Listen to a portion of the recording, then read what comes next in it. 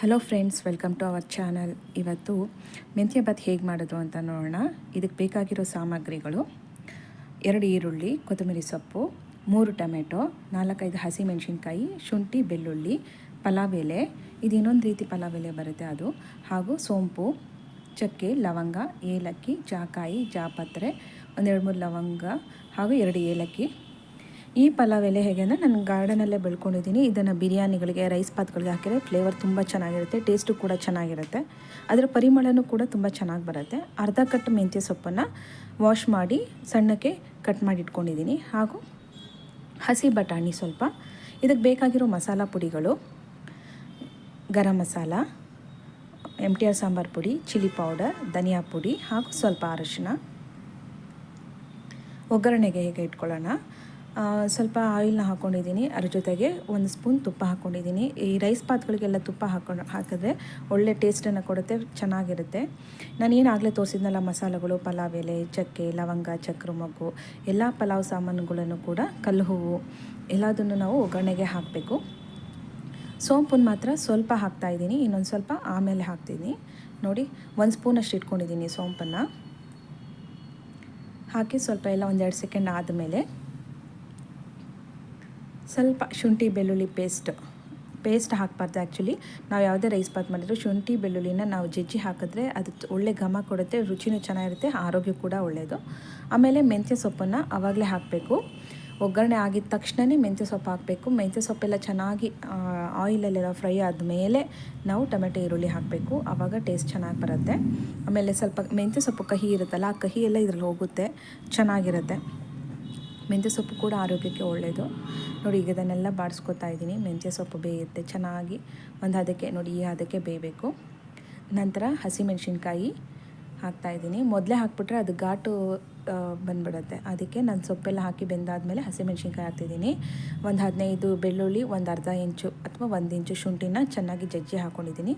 ಇದರಲ್ಲಿ 2 ಈರುಳ್ಳಿನ ಸಣ್ಣಗೆ ಕಟ್ ಮಾಡಿ ಹಾಕ್ಕೊಂಡಿದ್ದೀನಿ ಫ್ರೆಂಡ್ಸ್. ಈರುಳ್ಳಿ ಹಾಕಿದ್ಮೇಲೆ ಚೆನ್ನಾಗಿ ಮಿಕ್ಸ್ ಮಾಡಬೇಕು ಒಂದು ಸರಿ ಎಲ್ಲ. ನೋಡಿ, ಮಿಕ್ಸ್ ಮಾಡಾದಮೇಲೆ ಸ್ವಲ್ಪ ಹೊತ್ತು ಬಿಟ್ಟು, 1 ನಿಮಿಷ ಬಿಟ್ಟು ಟೊಮೆಟೊ ಹಾಕಬೇಕು. 3 ಟೊಮೆಟೊನ ಹಾಕ್ಕೊಂಡಿದ್ದೀನಿ.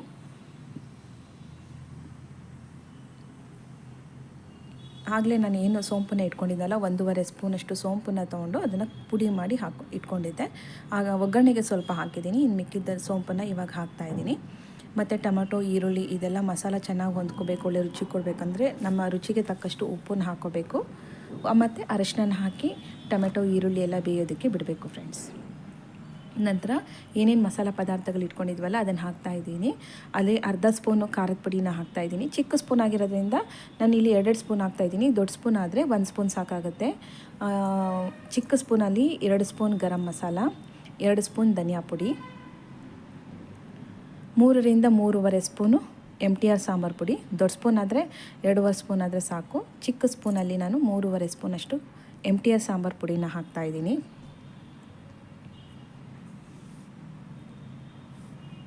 ಹಾಕಿ ಎಲ್ಲ ಚೆನ್ನಾಗಿ ಮಿಕ್ಸ್ ಮಾಡಬೇಕು ಫ್ರೆಂಡ್. ಮಿಕ್ಸ್ ಮಾಡಿ ಎಲ್ಲ ಬೇಯೋದಕ್ಕೆ ಬಿಡಬೇಕು. ನೋಡಿ, ಈ ಥರ ಚೆನ್ನಾಗಿ ಎಲ್ಲ ಬೆಂದ ನಂತರ ನಾನು ಈಗ ತೋರಿಸ್ತಾ ಇದ್ದೀನಲ್ಲ, ಇದರಲ್ಲಿ 2 ಗ್ಲಾಸ್ ಅಕ್ಕಿನ ತೊಗೊಂಡಿದ್ದೀನಿ, ರೈಸ್ನ ತೊಗೊಂಡಿದ್ದೀನಿ. ನೋಡಿ, ಈ ಹದಕ್ಕೆ ಆಗಬೇಕು. 2 ಗ್ಲಾಸ್ ಅಕ್ಕಿಗೆ 4 ಗ್ಲಾಸ್ ನೀರು, ಕರೆಕ್ಟ್ ಮೆಷರ್ಮೆಂಟು. ಇಷ್ಟು ಹಾಕಿದರೆ ಚೆನ್ನಾಗಿರುತ್ತೆ, ಮೆತ್ತಗೂ ಆಗೋದಿಲ್ಲ, ತುಂಬ ಗಟ್ಟಿನೂ ಬರೋದಿಲ್ಲ ರೈಸ್. ಆಮೇಲೆ ಇದು 3-4 ಜನ ಸಫಿಷಿಯೆಂಟಾಗಿ ತಿನ್ಬೋದು ಫ್ರೆಂಡ್ಸ್. ಇದರಲ್ಲಿ 4 ಜನ ಆರಾಮಾಗಿ ಮಾಡ್ಬೋದು. ಇದು ಸಂಜೆ ಟೈಮಲ್ಲಿ ತಿನ್ನೋಕ್ಕೆ ಇನ್ನೂ ಚೆನ್ನಾಗಿರುತ್ತೆ, ಮಾರ್ನಿಂಗ್ ಟೈಮಲ್ಲೂ ಚೆನ್ನಾಗಿರುತ್ತೆ. ಮೊಸರು ಬಜ್ಜಿ ಅವಶ್ಯಕತೆಯೇ ಇರೋದಿಲ್ಲ. ನೋಡಿ, ಅಕ್ಕಿ ಹಾಕ್ತಾಯಿದ್ದೀನಿ, 4 ಲೋಟ ನೀರು ಹಾಕಿದ್ದೀನಿ. ಇವಾಗ ಉಪ್ಪು, ಖಾರ, ಮಸಾಲೆ ಏನಾದ್ರು ಬೇಕಂತಂದರೆ ಸ್ವಲ್ಪ ಟೇಸ್ಟ್ ನೋಡಿಬಿಟ್ಟು ಅದಕ್ಕೆ ಅಡ್ಜಸ್ಟ್ ಮಾಡ್ಕೋಬೇಕು. ಕೊತ್ತಂಬರಿ ಸ್ವಲ್ಪ ಆ್ಯಡ್ ಮಾಡಬೇಕು. ಹಾಕಿ ಲಿಡ್ನ ಕ್ಲೋಸ್ ಮಾಡಿ ನಾನು 2 ವಿಸಲ್ಸ್ನ ಹಾಕ್ಸ್ತಾ ಇದ್ದೀನಿ. ಡೈರೆಕ್ಟಾಗಿರ್ತಾ ಇರೋದ್ರಿಂದ 1 or 2 ವಿಸಲ್ಸ್ ಆಗುತ್ತೆ.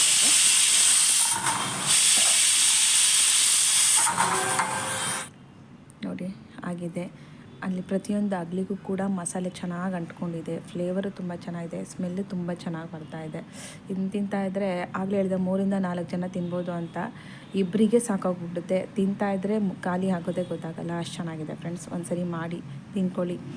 ಹೇಗಿತ್ತು ಲೈಕ್ ಮಾಡಿ, ಶೇರ್ ಮಾಡಿ, ಸಬ್ಸ್ಕ್ರೈಬ್ ಆಗಿ. ಎಷ್ಟೋ ಜನ ಸಬ್ಸ್ಕ್ರೈಬ್ ಆಗ್ತಾಯಿಲ್ಲ, ಯಾರು ಕಮೆಂಟ್ ಹಾಕ್ತಾಯಿಲ್ಲ ನೆಕ್ಸ್ಟ್ ಏನು ಮಾಡಬೇಕು ಅಂತ. ನಾನು ಹೊಸದಾಗಿ ಮಾಡ್ತಾಯಿದ್ದೀನಿ.